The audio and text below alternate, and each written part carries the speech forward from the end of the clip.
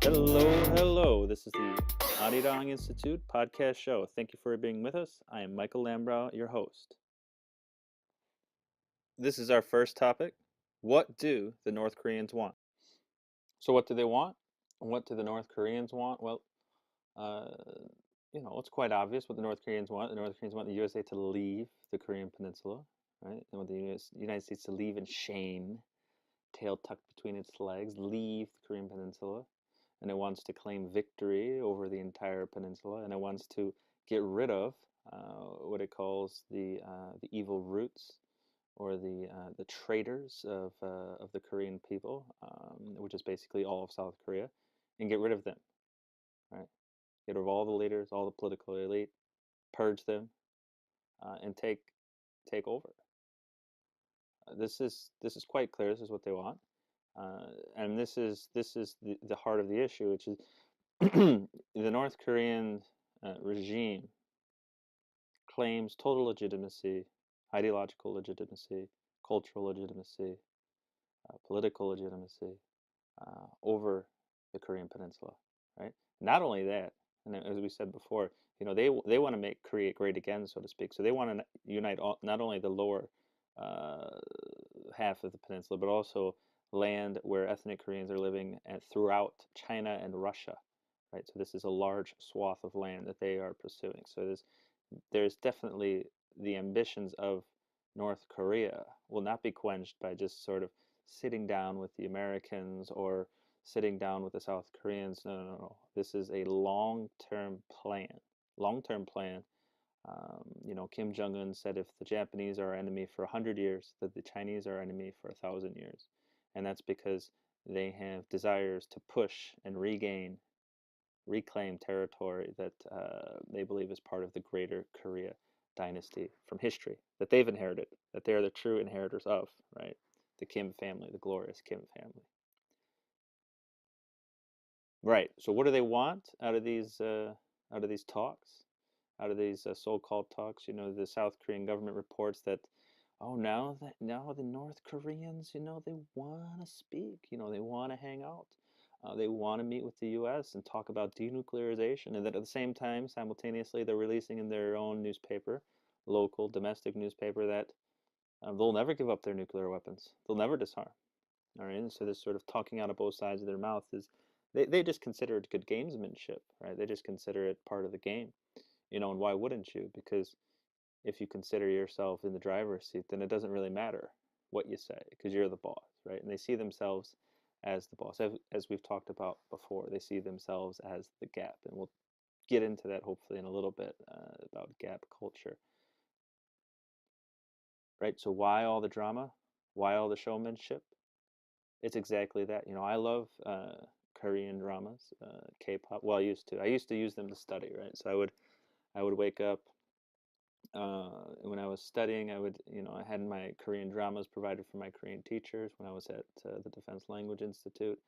And I'd watch this drama and that drama and listen to the music in order to improve my Korean. And uh, the drama of it all is what we're missing. The American perspective on this is like, hey, there's a process to this. You say yes, we say yes. You say no, we say no. There's a process, there's progress. Uh, but for the North Koreans, they see it as a drama. And in a drama, they're good, the Americans are evil. So in any way they can get a bad photo op, they can make the Americans look silly, they can get the Americans to make a mistake, and that's all they really want is to make the Americans make a mistake, a political mistake, any gesture, anything on the news, anything that can be used politically in their propaganda machine to show that the United States does not desire peace, that the United States is not there, does not support the South Korean people or the Korean people in general. This is what the North Korean regime wants, right? And this is what the United States misses. Oh, you have, the Olympics. They want peace. Well, we've had peace. We've had peace for a very long time. What the North Koreans want is the U.S. gone, right? That's what they want. They want the U.S. gone, and then they can pressure the South along with China, right? and through this pressure, through this coercion, through this nuclear, basically blackmail, they can take over the South that they still see as illegitimate, right? Which also brings us to the very important point. North and South Korea will not get along ever, right? And I've used this analogy before, description of the situation before. It's imagine you had two universities in the same city. Would those two universities, in order to become one stronger, more powerful university, if they were to unify, so to speak, what would be the problem? Well, you wouldn't think it. It could make sense logistically. It could make sense for enrollment. It could make sense for what subjects you're going to cover. You cover the business. We'll cover the humanities. You cover engineering. We'll cover theater. All of these subjects, all of these fields, all of these disciplines, it could make complete rational sense. But at the end of the day, what you have to do is be able to deal with the egos in the room. And one president is not going to give up their status as president so the other person can become president. It's just not going to happen. And so when you look at it through that lens, the political leadership in the South, the economic leadership in the South, is not going to give up their status so that the political leadership in the North can take over, and vice versa. Right? So imagine you dealing that out. How does that get resolved? Or maybe unify, and then all of a sudden you have all of these new popular voting, all of these new citizens voting. Right? It changes that demographics. It changes the dynamics of elections. So now we're stuck in the situation we're in right now, which is a stalemate. Right? Neither party willing to budge. All parties looking to score political points. And it brings me to a great book. The book's called Negotiating with Communists. I forgot the name of the author. It's by an admiral in the U.S. Navy who took part in negotiations, and it completely exhausted the guy out. I should go find it. I'll come back and read it to you. But basically, he talks about how in the negotiations with the North Koreans and the Chinese, the U.S. And our colleagues, the South Koreans, South Koreans and then a representative from the UN maybe, how the communists, or at that time they were called communists, right? So the Chinese, the Soviet Union, the North Koreans, they would use all sorts of tactics to exhaust us, right? I mean, these negotiations went on for a long time before the armistice was finally signed. So they'd cut off the legs of chairs to make it so that that we were sitting lower than they were. They would make it so that the certain flags were larger than maybe the North Korean flag would be larger than the South Korean flag or the U.S. flag. They would stage the most. They would stage incidents, right? They would stage incidents to cause drama, right? To create drama, right? To exhaust the American negotiators until they made a mistake, until they made a slip up. And this is the point that often Americans don't understand, which is, they come in with a timeline, they come in with a goal and something they have to execute. And because of the way, American institutions are very short-sighted in the sense that we think about things in, whether it's 2-year election cycle, 4-year, 6-year. Other nations, other cultures look at things with a long-term lens. And when you talk about long-term negotiations, it seems that strategically, in a strategic outlook, that the benefits and the advantage goes to institutions that have long-term perspectives on problems.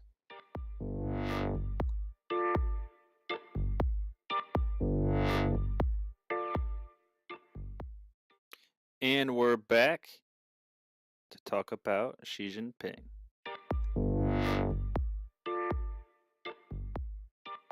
I really did enjoy the Chinese comparisons of the Winnie the Pooh comparisons to Xi Jinping. I mean, those are just classic. I thought those were quite funny. I heard about the Chinese censoring all of the memes associated with the likeness of Xi Jinping and the Winnie the Pooh, right? Just a lovable bear that loves honey. Nothing worse for a dictator to have to deal with than a little bit of comedy and sarcasm. What else is going on in the world today? You know, if we look through people who think that this is a possible breakthrough in North-South Korea relations, uh, I would say it's a good thing. It definitely decreases the chance of hostilities. Uh, but looking forward, the North Koreans don't want to deal with the South. And I've said this once, and I'll say it again. And it's because we lack the Gabel lens, which they see the world, which is a lens where there's only the superior and only the subordinate. Only one party is legitimate and the other is illegitimate. And in both the South Korean and North Korean government, according to their constitutions, both parties are the legitimate rulers of the Korean Peninsula, and the opposing party is the illegitimate. Right? So when you put the two of them in a room, you say work it out, it's not going to get worked out because both know, or both at least want to be the boss and make the other ones be the subordinate. Right? And this plays out in all sorts of circumstances across the peninsula, but most importantly, it plays out when you talk about North-South Korean relations. This Gabel mindset, the Gabel mindset of I want to be Gap, you become Ul. You know, you saw this with the nut Harris, or was it the nut rage? The nut rage in New York. A lot of you don't know, or maybe you don't remember. There was this incident. I mean, just incredible incident where the Harris, or the daughter who's to inherit the Korean Airlines, and I guess the group from her father, is on the flight, a flight that's leaving to Korea. You know, prior to the flight, you know, of course, first class, you know, you get to board first, you're sitting down, you know, you're having your nice macchiato. I don't know what's going on. You have your nice wine or champagne or whatever it is. And as part of the service, the flight attendants are supposed to bring out nuts. And then what they're supposed to do is they're supposed to open the nuts, put them on a plate, and then serve them to you. Right? They serve you these nuts in a certain manner, and this is part of the service that defines Korean Air. So it's very important. And so the heiress, she sitting down in her chair, receives the nuts and is quite upset because they are she has received the nuts in an opened package, right? It's not opened, and it's just sitting on the tray. So she flips, she goes into a rage, you know. She calls over the flight attendant, she calls over the flight attendant's boss. She has them both on their knees, right? Both on their knees, begging for their jobs, begging for their lives, you know. And you wouldn't think it, but they are actually begging for their jobs and they're begging for their lives. And that's because in South Korea, the I wouldn't say the political elite, the economic elite, the chaebols as it's called in Japanese, I think they're called zibatsu. You know, these firms have an incredible amount of power, and it's a very small network. So if you think about those of you that do network analysis, if from any two people in the United States, it takes on average, you know, 5.6 connections. I think Facebook worked that out now. So imagine it's, you know, from me to President Trump, or from me to former President Obama, and how many connections would it take? Well, I know somebody, my president of my university, or I know the provost, or I know my dean, and they know somebody in DC, maybe political, maybe in you know, the defense community, and then they know somebody at the White House or close to the White House, and then they know the president, right? So that's what, 1, 2, 3, and then 4, right? So it's the connections, the human connections, on average, that connect everybody in the world is 5.8. Now in South Korea, SK Telecom, basically their network infrastructure, one of their major companies is SK Telecom, I believe, and also KT Telecom, determined that on average, from any one person in Korea to the other, it's 2.7 connections, human connections. So that's what we call dense network, right? So that means, one, well, if you do well, people will find out, right? And if you do well, you'll easily be well connected, and you can possibly move up the social ladder quicker, the economic social ladder, socioeconomic ladder faster. But if you tick somebody off, or if you've made a faux pas, or if you've done something, quickly spreads throughout the network that you're blacklisted, or you're the black sheep. And once you become the black sheep, not only do you become the black sheep, but all your family becomes the black sheep, and your family's family. And so in North Korea, although this is not North Korea, this is South Korea, but in North Korea, the reason societal control is so complete is because if you are, let's say, I wouldn't say an enemy of the state. Let's say you committed a crime and considered an enemy of the state, right? Well, not only are you punished, but those around you are punished. And 3 generations of your family are punished. And so you'll get a knock at the door in the middle of the night, and they'll come and pick you up and take you off to the working camps, right? The labor camps. And you don't even know why. And it's because it wasn't because of something you did, it was because somebody in what your family did. All right? And so that's how you maintain societal control. Right? That's how you maintain complete control over society. Now, there's other techniques that go into it. You know, they have these weekly confession sessions where you basically have to write up reports about each other. I believe they do that in Scientology as well. But these dense networks, these close networks, although they can be incredibly powerful in moving society one direction or the other, they can also be incredibly, incredibly tyrannical. All right, so anyways, that kind of stuff's very fascinating to me. But anyways, back to nut rage. Yes, the nut rage. So yeah, these people are definitely, you know, they're fearing for their lives, right? Their economic life, but also their personal life. And so she, the nut rage heiress, you know, the Korean Air lady, she has them down on their knees begging for forgiveness, and she's not going to let them go. So she's so angry. She says, "Taxi back." So the plane had already pulled away from the airport and was taxiing out to take off. She says, "No, no, no, no, taxi back, taxi back. Drop these 2 jerks off. We don't want to see them on the plane. They can stay here in New York. Drop them off." So she goes to drop them off, and she actually does, but that's actually illegal. So that's when it becomes an international incident. That's when the international press jumps on it, and that's when the spotlight turns from the flight attendants to her and her behavior. And her behavior is what's called as classified as what's called a gap jill, right? So this is the behavior, the abuse of power for arbitrary reasons to just arbitrarily show off your power is called a gap jill. Or she's a super, what's called a super gap. And gap means superior, and ul means subordinate. Right? So it's gap jill. The gaps can do a gap jill, and the uls, you just suck it up. All right? And I guess this might be a good transition into another topic, which is the Me Too movement, which is coming of, you know, it's picking up steam in South Korea right now. And the only thing I can say about that is in the U.S. we have hierarchies, of course, and there is definitely a sort of a, sometimes there are open secrets and there's silence on the parts of people who should speak up. But in my experience working in South Korea, studying in South Korea, the pressure to stay quiet is so much greater. There's an unbelievable pressure to go with the flow.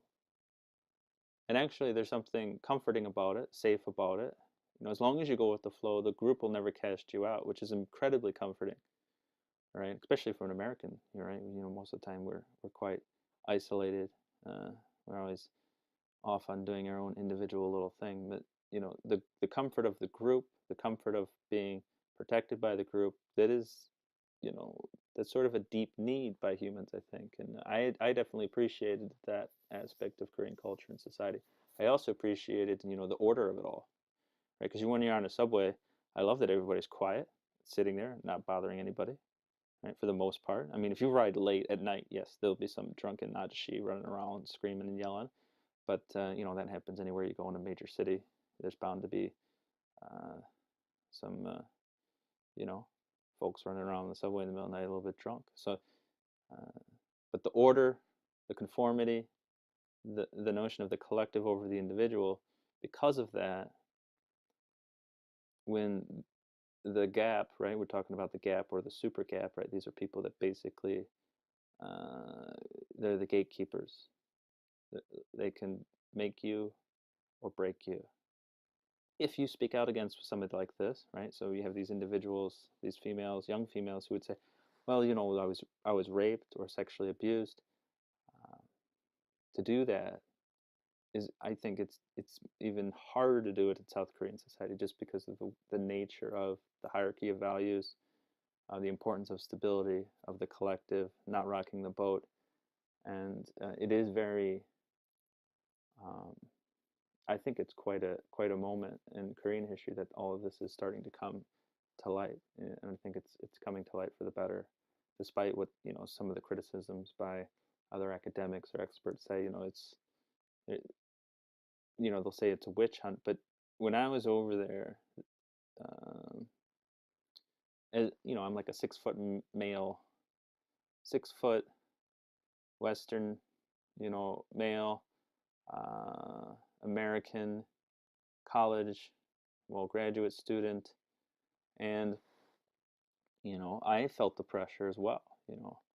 Whether it was out with my professors or whether it was out with my business friends, the pressure to conform, and you know, if I felt the pressure, then what is a young female student to do in those situations? Because they obviously weren't going to pressure me too much, right? Because they know, well, he could always leave, and I could always leave, and I was thankful that I could always leave, but they can't do that, right? And that female student, that young female student, maybe this is her only opportunity to climb the socioeconomic ladder, and so she has to say yes to everything, right? And usually the males are, you're sort of given a lot of work, physical abuse, and with the females, it's more of a obviously sexual abuse, right? And that's just the way it is. Now, it's not everybody, and you have to pick your mentors and your professors and your business friends wisely. But if you are in a situation where a lot of these women are, and I was actually, a few friends of mine asked me to write articles about these topics, and I should have written them earlier, but it is, it is very courageous act now that these women are coming out. I think uh, it, it's quite the moment in Korean history, or at least in Korean culture, right? At this moment in modern history, that these women now have the ability to speak out, right? Because this, well, we'll just leave it there, won't we? All right, that's good.